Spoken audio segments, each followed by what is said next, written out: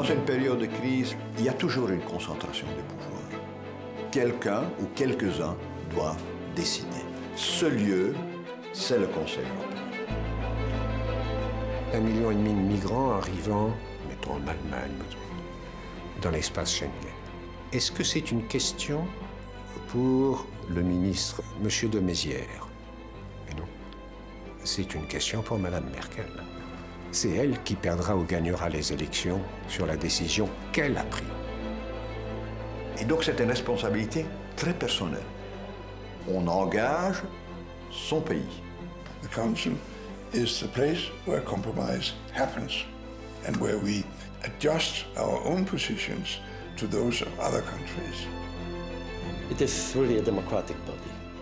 Voters in Europe constantly renew the composition of the European Council, which makes this work so fascinating for all of us. Aujourd'hui, les réunions des présidents et premiers ministres européens, ce qu'on appelle le Conseil européen, occupent une place centrale dans la prise de décision en Europe. Au début, ce n'était pas du tout prévu comme ça.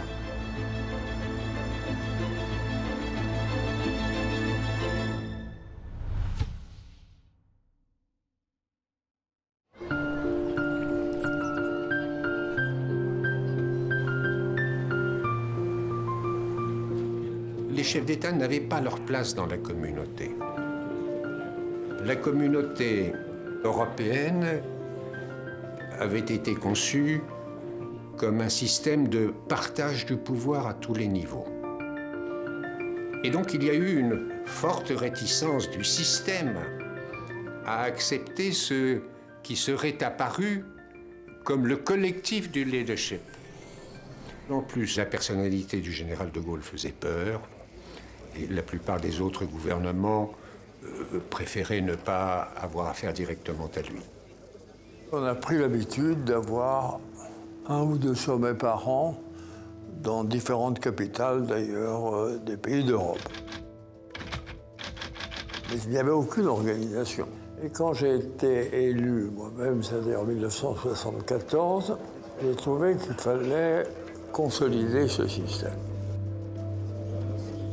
C'était dans le salon d'Élysée. Helmut était assis à côté de moi. Et je lui ai dit, on devrait organiser quand même quelque chose d'un peu plus régulier, plus ça. Il m'a dit, mais je suis tout à fait d'accord. Puis j'en ai parlé au Premier ministre belge. Et il m'a dit, non, c'est une très bonne idée. Les Anglais étaient moins enthousiastes, n'est-ce pas? Mais tout s'est terminé par un coup d'État de Giscard, puisqu'en séance à Paris, lors du dernier sommet, qui a été le premier Conseil européen, il avait été décidé qu'on ne donnerait pas de nom à ces réunions de chefs d'État et de gouvernement, et Giscard est sorti en conférence de presse en disant « Nous avons assisté au dernier sommet européen et nous avons participé au premier Conseil européen. » Les sommets sont morts, vive le Conseil européen. Donc là, il y a vraiment une institutionnalisation qui commence. Et à partir de ce moment-là, le traveling circus, le carrousel européen pouvait commencer. Les réunions à travers toute l'Europe, dans un château une fois, une forteresse une autre fois, parce que chaque hôte voulait montrer l'Europe comme elle était belle. Et ça a duré des décennies. Les chefs d'État et de gouvernement se promenaient, c'était assez festif. Die Chefs haben es gemocht, zu reisen auf diese Weise, sich zu sehen, Land und Leute kennenzulernen. Und man konnte auch ungezwungener vorgehen letztlich.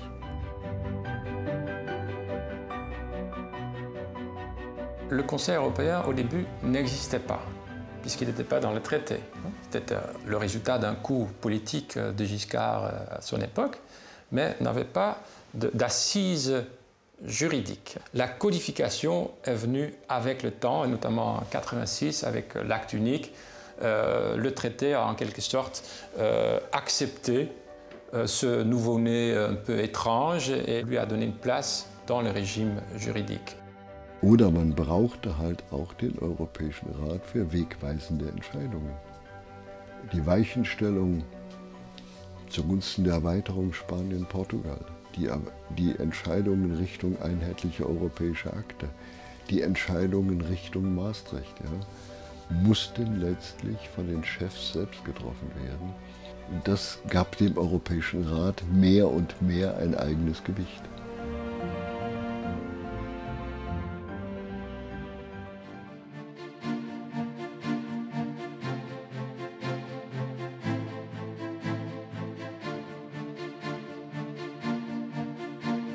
On pourrait comparer le Conseil européen à une centrale électrique.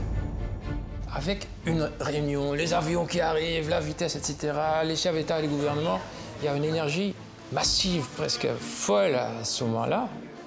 Mais le risque, c'est que ça s'évapore comme ça. Et là, le président du Conseil européen a un rôle vital pour que l'énergie d'un sommet soit transformée en action à travers toute l'Europe.